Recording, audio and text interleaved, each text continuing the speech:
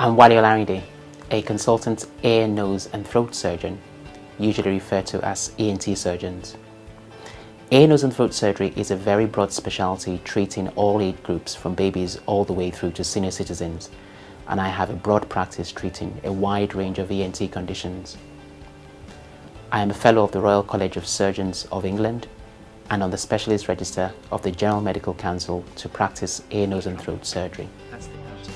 I can see your eardrum. My NHS practice is based at Chesterfield Royal Hospital in North Derbyshire, while my private practice is based at the Chatsworth Suite in Chesterfield and Claremont Hospitals in Sheffield. My subspecialty interest is treating people with head and neck cancers, which essentially includes a lot of the cancers above the collarbone, with the exception of the brain. No, but I also get like a bit of a pain here, and I try things, you know, over the counter, sort of indigestion, all the usual things. My practice is best described as a general ENT practice with a specialist interest in head and neck cancer patients. I therefore treat children with common ENT problems such as tonsils, adenoids, nosebleeds, glue ear, and hearing problems. The thing that we were concerned about with Reuben was whether he got sleep apnea. I think, you know, he did the examination and said yes, his tonsils are enlarged, but it was ruling out whether there was an underlying condition that would affect like weight gain. So that was the thing he wanted to rule out. From the moment we went in, he was very professional but also very friendly. And just a great experience really through the whole thing. I think he just really listened to us, which was what we liked, and we felt like he really took on board our concerns and you know, was very clear on like what he was going to do and what have you. But he was brilliant, really good. Yeah. So I'm going to grab your head, swing it around this way very swiftly and take you all the way down. Okay. I also treat adults with ear complaints such as ear infections, perforated eardrums, vertigo, dizziness, hearing loss, wax problems and tinnitus.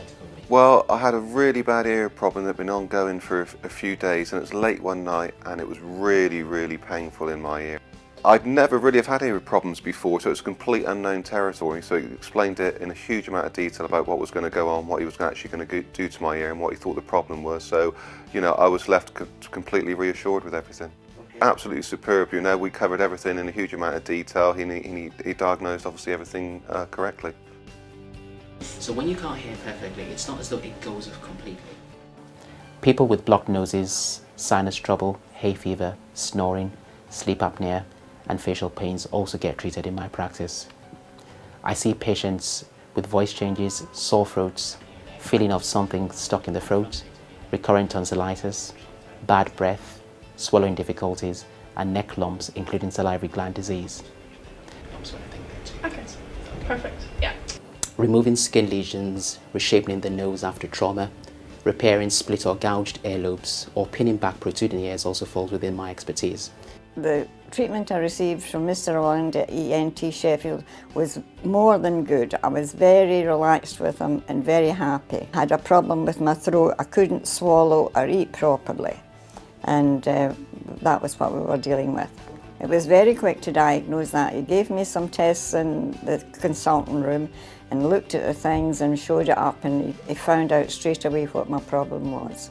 Since I've had the operation, it has brought me back to normal. I can eat anything at all and my life has gone back to normal. I'm quite very happy with the outcome of the operation.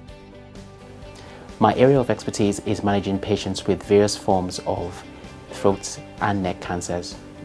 Throat cancers are not common in the general populace, although I see patients with this condition a lot. They can sometimes be complicated and tricky to treat, and so an early diagnosis is the first key to achieving a high chance of cure. Persistent symptoms, those lasting longer than 4 weeks, should be seen to promptly. These include sore throats, voice changes, neck lumps, swallowing difficulties, a lump in the throat, discharge from one side of the nose, particularly with a nosebleed, unexplained tooth mobility, mouth lumps, and non-healing mouth ulcers. It looks absolutely okay.